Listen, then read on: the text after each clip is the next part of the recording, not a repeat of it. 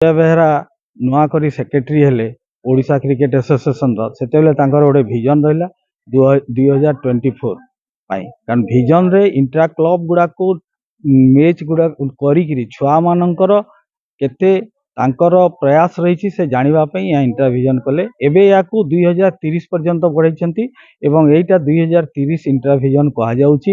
ଏଇଟା junior ଲେଭେଲର match. ଏଠି under 16 ଆଉ अंडर 19 ର ପିଲାମାନେ ମିଶିକିରି ଖେଳୁଛନ୍ତି। ଆଉ ଏଇଟା अंडर 19 ଜୁନିୟର ଇଣ୍ଟ୍ରାଭିଜନ 2030 ର ଟୁର୍ଣ୍ଣାମେଣ୍ଟ ଇଣ୍ଟ୍ରା କ୍ଲବ ଟୁର୍ଣ୍ଣାମେଣ୍ଟ ଏବଂ ଏଠାରେ ସାଧାରଣତଃ ଏଇଟା ଓଡ଼ିଶା କ୍ରିକେଟ ଆସୋସିଏସନ ଅର୍ଗାନାଇଜ କରୁଛି ଏବଂ ଯାହାକୁ ଏଠି ଡିଷ୍ଟ୍ରିକ୍ଟ କ୍ରିକେଟ ଆସୋସିଏସନ କରାଉଛି। ତ ଆଉ ପିଲାମାନଙ୍କର ଏଠି ତାଙ୍କର ଦକ୍ଷତା ମ୍ୟାଚ୍ ଖେଳିକିରି କେଉଁ ପ୍ରକାର ଦକ୍ଷତା ରହିଛି ତାହା ଜଣାପଡ଼ୁଛି। ଆମର ଝାରସୁଗୁଡ଼ା ଡିଷ୍ଟ୍ରିକ୍ଟରେ 2ଟା ଭେନ୍ୟୁରେ ହେଉଛି।